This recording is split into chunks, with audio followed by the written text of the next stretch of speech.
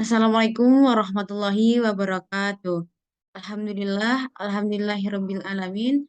Wassalatu wassalamu ala asrofil anbiya wal mursalin wa ala alihi washabihi ajmain amma ba'du. Dear support lecturer, my Sri Lena, SPD, MPD, which courses English on seksi 1119. Here we will do a presentation about the continuous tense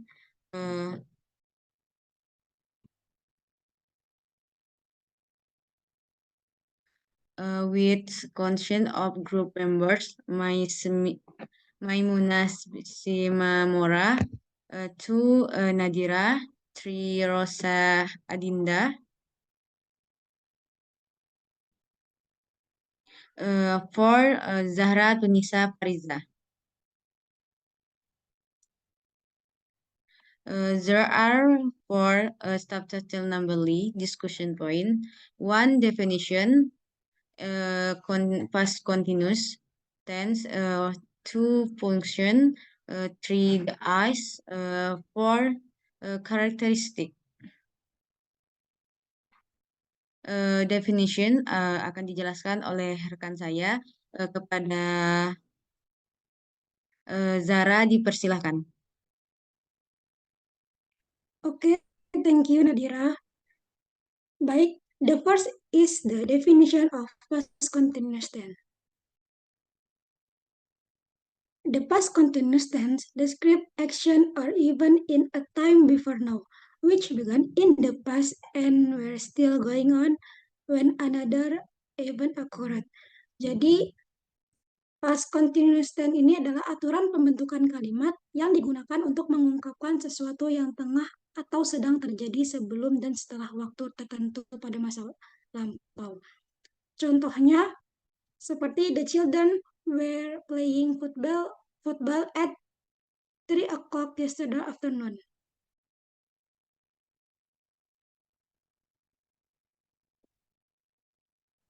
Okay, thank you, Zara. Next slide.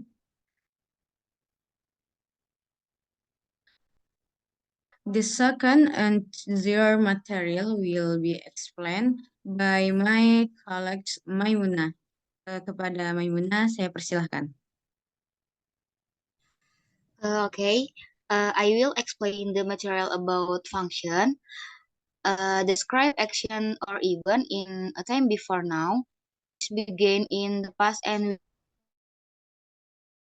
we are still going on when another event occurred. Next.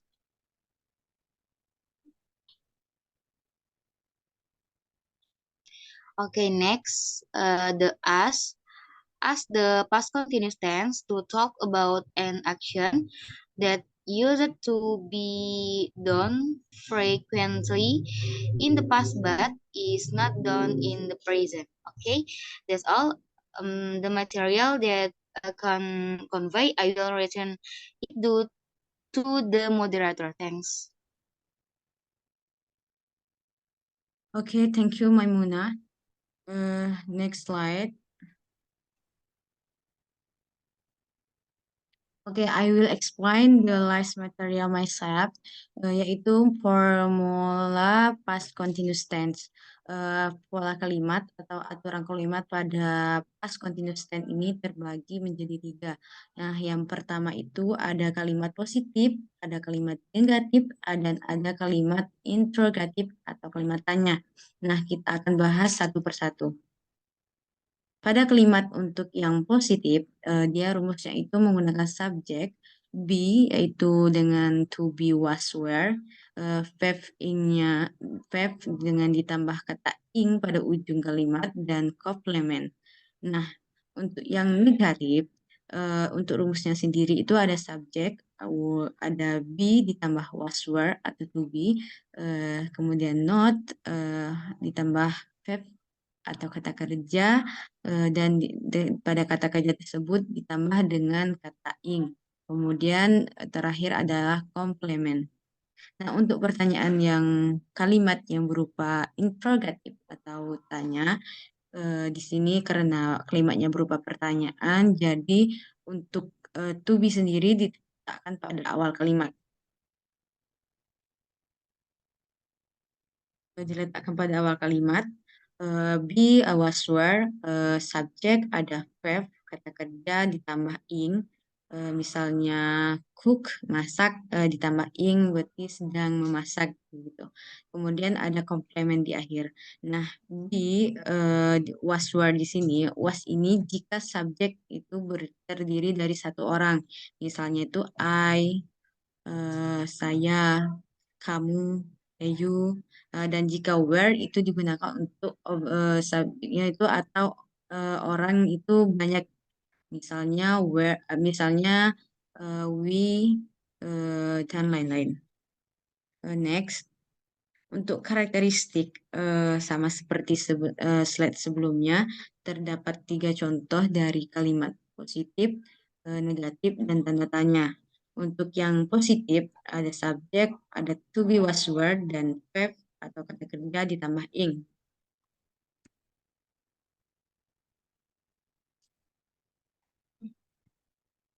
Nah, contohnya di sini ada contohnya she was cooking all morning.